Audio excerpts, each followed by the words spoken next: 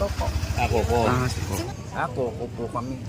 Marami po kami talagang importante dito. Tutuparin niya po lahat ng pangako niya pag siya nanalo para sa karamihan din na binabaha dito. Ako, pabor ako doon sa sinutulong ni Coco Pimentel na magkaroon ng trabaho ang bawat taga-Marikina.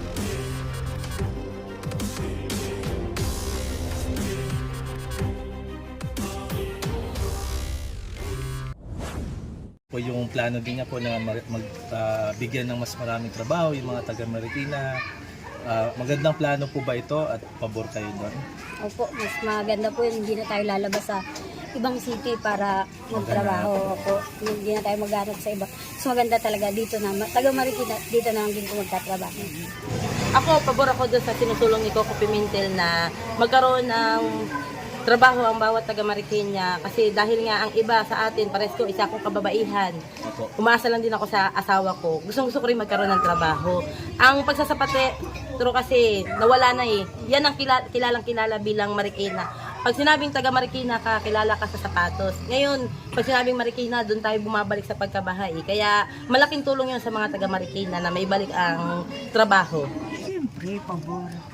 Tsaka bubuksan uli yung gawa ng sapatos, magkakaroon uli ng hanap buhay ang mga taong taga rito na may pagawaan.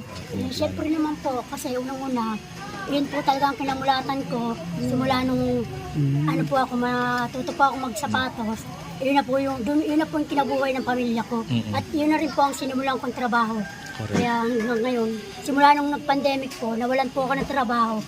Dahil nawala nga po yung sapatos. Opo, pabor po sa akin. Ako na po yung isa sa magiging masaya na mabigyan ng mga trabaho ang taga Marikina para hindi na sila lumayo sa ibang lugar para magtrabaho.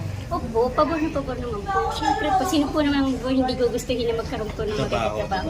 Naayos sa trabaho po yung mga tao po na nangangailangan po talaga. Pabor po ako. Pero ako, parang hindi na dahil ano naman na ako eh. Nasa senior na ako. Pangalawa, yung akin mata, kailangan maano ang salamin, maayos. Kasi kung hindi na ako nakakita ng maliliit na ano na. Kasi ang sapatos, naranasan ko yun noon nung mga ano ng 80, 70, gano'n. Totoo po yan, sana matulungan. Maraming trabaho. Opo, matulungan dyan.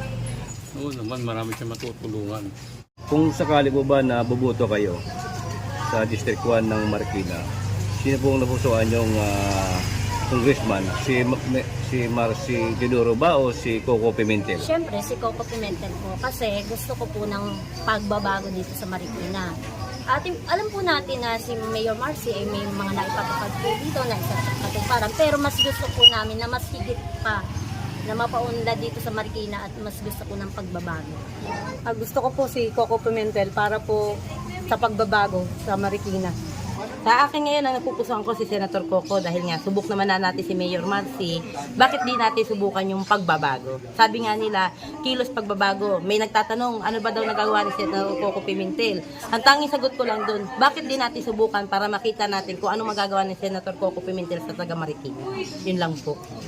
Si Coco siya, para sa akin. Wow. Para sa akin. Siyempre, si Coco Pimentel po, yung number 1 po talaga. Para masubukan po natin talaga kung ano po yung mas kaya pa po niya na gawin para sa taong bayan. Na mas mahigitan po niya lahat ng magagawa niya para sa mga nangangailangan. Para naman po sa akin na po. Kasi kung tutusin po, subok na po natin si Mayor Marcy. Siguro, subok na po na nakarating. Kaya po sa akin po siguro, yan po gusto ko naman po yung bagong Marikina po. Coco Pimentel. Sino po yung nasa puso nyo? Coco. Ako po. Si Coco. Ako po kami. Marami po kami talagang importante dito. 12 kami, manugang po. Solid po kami talaga dito. Si Coco Pimentel po. Gusto natin subukan yung pagbabago. Kailangan na talaga ng pagbabago. Subok na natin yung mga nakaraang kailangan na natin ng pagbabago talaga. Natin bago. Bago naman. Oo. Coco Pimentel. Opo. Ano po ang masasabi mo sa pagtakbo po ni Coco Pimentel sa darating na election dito po sa Marikina? Ang masasabi ko sa kanya, yung mga pangako niya, dapat po talagang matupad. Ang mensahe ko lang kay Senator Coco Pimentel na maraming salamat sa pagtulong niya dito sa Marikina at naisipan niya dito tumakbo upang ibalik ang sigla ng sapatos sa Marikina, upang makilala ulit ang ating lugar na ang taga Marikina ay kilala sa pagiging sapatotero. Kaya sana lahat ng ipinangako niya sa atin ng mga taga Marikina ay iyang ipatupad. Masasabi ko lang, sana ituloy-tuloy yung kanyang mga plataforma, gano'n. Yung mga pangako niya sa tao. Tsaka lalo kami, mga senior. Sabi ko lang po sa kanya na sana nga po kung ano po yung mga hindi po nagawa ng ibang mga nangumpanya, sana po ay siya po ang makapagpatuloy at matupad niya po lahat ng mga plano niya sa taong bayan. Ang mensahe ko po, salamat po sa kanya. Sana po mapangmunuan niya ng maayos kung sakali po siyang manalo dito sa Marikina. Sana mabigyan po ng trabaho ang taga Marikina. Sana lang po kung ano po yung mga nabitawan po niyang pangako, kaya po ng sabi ko, gusto ko rin po kasi talaga ng pagbabago sa Marikina. Sana po kung ano po yung binitawan niyang pangako, sana po siya po ang mananalo. Sana po ito pa rin po niya. Para naman po sa ikabubuti rin po ng Marikina. Dito pa rin niya yung mga pangako niya. Ayun.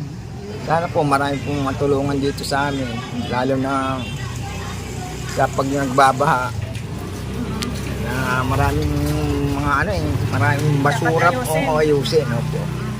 Sana, totoo, magampanan lahat ng pangako na gagawin sa Marikina.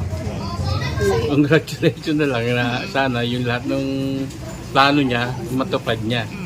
Ito po ang Marikina kasi medyo nawawala na po yung sigla ng paggawa ng sapatos, di ba? May sinabi po ang ating Congressman Coco Pimentel na ibalik ang sigla ng paggawa ng sapatos. Ano po ang masasabi niyo? Ako po, gustong-gusto ko po para magkaroon lahat ng trabaho ko. Yung may maraming nawala ng trabaho na para sa sapatos. Maraming nawala yun. Kailangan po talaga maibalik yun. Yun po, gustong-gusto ko po yun. Kaya po yung maganda doon na maibalik ang sigla ng sapatos sa Marikina dahil doon po nakilala talaga ang taga Marikina. Doon po unang-unang nakilala talaga ang taga Marikina. Kaya napakalaking tulong po na kung mauupo si Senator Coco Pimentel sa Marikina at may patupad niya yan, lahat ng taga Marikina wala nang maghihirap.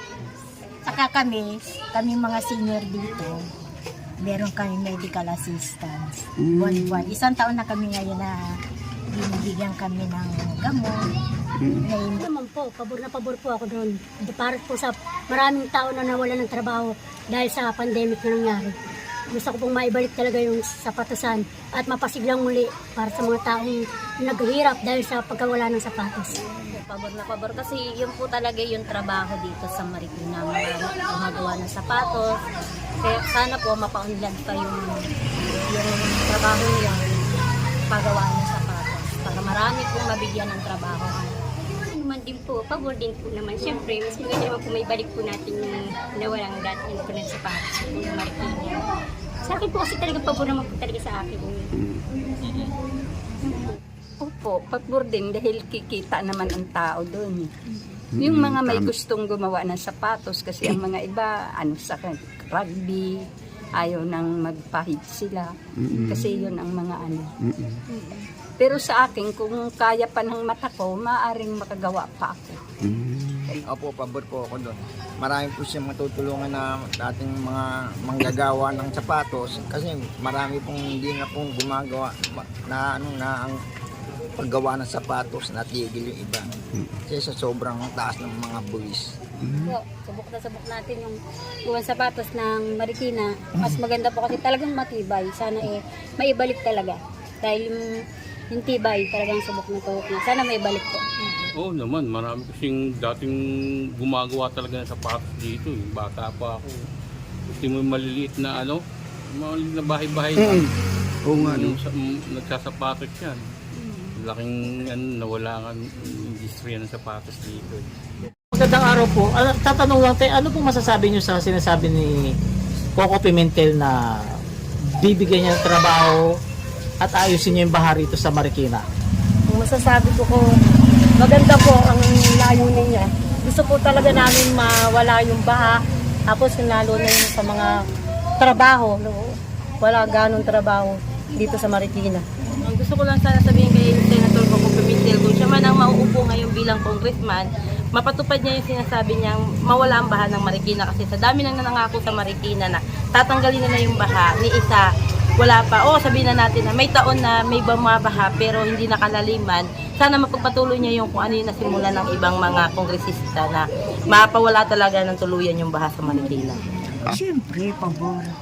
Tsaka bubuksan uli yung gawa ng sapatos, magkakaroon uli ng hanap buhay ang mga taong taga rito na may pagawaan. Po, kung talagang tutuparin niya po lahat ng pangako niya pag siya nanalo para sa karamihan din na binabaha dito, mas mapapayos po yung mga bahay nila para matigil na po lahat yung mga paghirap ng tao.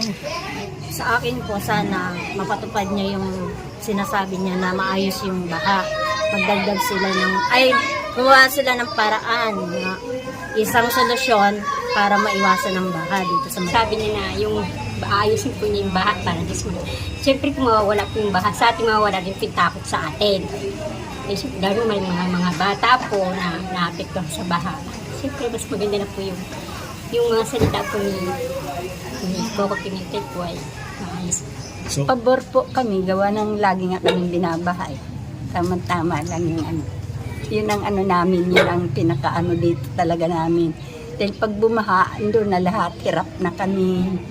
Walang nasisira yung mga gamit namin. Para totoo nga yung nasabi niya na gano'n. Para mawala yung namin dito, paglilinis ng Sana po, tuparin niya dahil pagka sinabi ni Marikina talagang laging baha. Pag Marikina, syempre, gusto namin talagang matapos yung baha. Mas maganda. Maganda kasi yun ang matagal na namin problema rito eh.